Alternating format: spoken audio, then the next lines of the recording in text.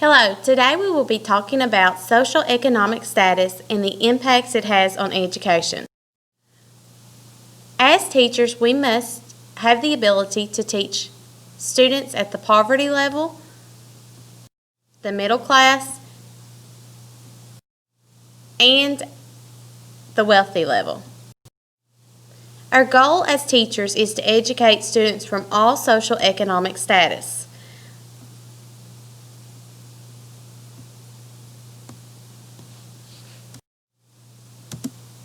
According to the American Psychology Association, social economics is often measured as a combination of education, income, and occupation. It is commonly conceptualized as the social standing or class of an individual or group. When viewed through a social class lens, privilege, power, and control are emphasized. The majority of the time, those students that we have that are at the poverty level are sad, and some of their basic needs are not met at home. APA also says that social economic status reveals inequities in access to and distribution of resources. SES is relevant to all realms of behavioral and social science, including research, practice, education, and advocacy. This gentleman in the picture that I'm showing is having a hard day, a bad day. As teachers, we must help the students get to where this young lady is in her picture. She may be working hard, she has a lot of books, looks like on her bed, but she is happy and seems like she is content. We have to provide the resources that students need to overcome whatever social economic status they come from and problems that they are having. As teachers, we must address poverty. These students need I'm showing you a picture of the United States map. As you can see, it shows the poverty level by state. Kentucky is one of the highest states for having poverty. We have 30% or more poverty in Kentucky.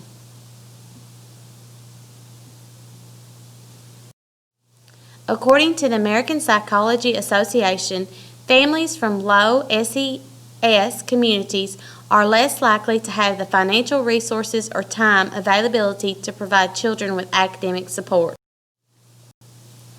Also, the APA says that middle class and wealthy students have the advantage of books at home.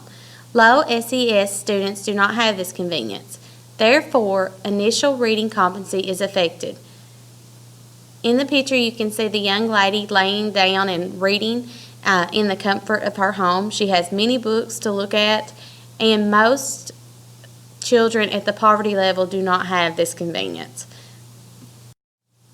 According to the APA fact sheet, in a nationwide study of American kindergarten children, 36% of parents in the lowest income bracket versus 62% of parents from the high income families read to their children.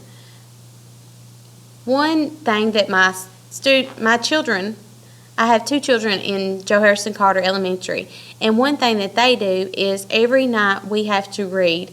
The students either have to read to me or I have to read to them, and it gives us the opportunity to sit down and talk and do that reading that we need to do each day.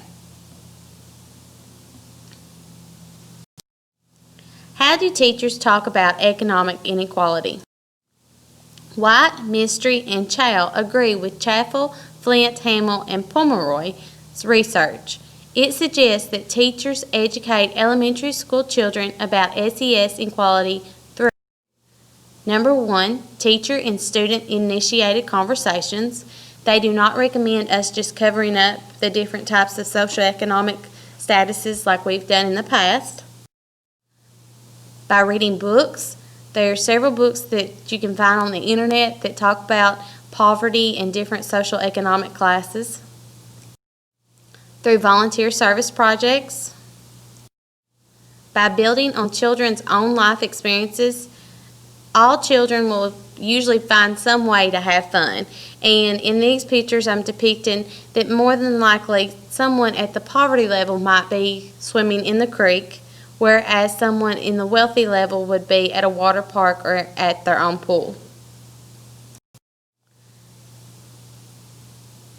Students can also role play activities to engage children in conversations about SES disparities.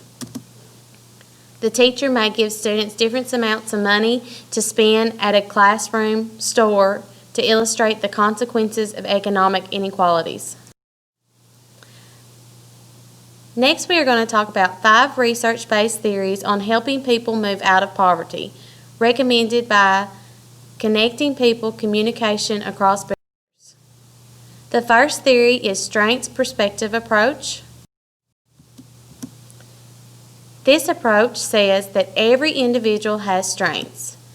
It focuses on what is good about the student, tells the student and family what you believe is good about them. It also says to find ways that parents from all social economic status can help at school. Tell all your students and parents you're happy to see them.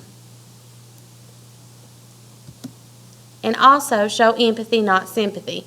When you have a student that doesn't have a computer at home, make for sure that you provide resources to them at school so that they do not fall behind because of that.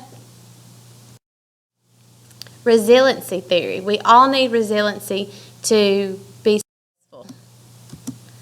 Help your students in poverty develop resiliency. Practice seeing strengths about people and tell the student or parent about them. Asset theory. Learn what assets your students have and, more importantly, what they need to succeed. Assist your student by connecting them to resources like the Youth Service Center. Social capital. Introduce your students to people who can succeed. One of the things that we do in my business class is a networking activity, and I talk to them about how important it is to meet people and to know people in order to be successful in life. Students at the poverty level do have a disadvantage in this area because their parents more than likely do not know the CEO of the company in town or the person who owns a certain restaurant. Tell students about programs, scholarships, grants, and events that can help them. Faulty attribution. Don't judge. Remember that the student's worldview may be different from those you serve. Remind yourself that the student is probably doing the best that he or she can, and then teach the student. There may be things that you think that the student should have learned at home that in a low socioeconomic home the student does not learn. So make for sure that you teach the student whatever needs to be taught for them to be successful in life. Just because you teach, for example, math and the student doesn't go with your standards of teaching, you still must teach the student whatever they need to know to be successful. Discover the brain secrets to the amazing untapped achievement capacity for students in poverty. And here is a list of my references.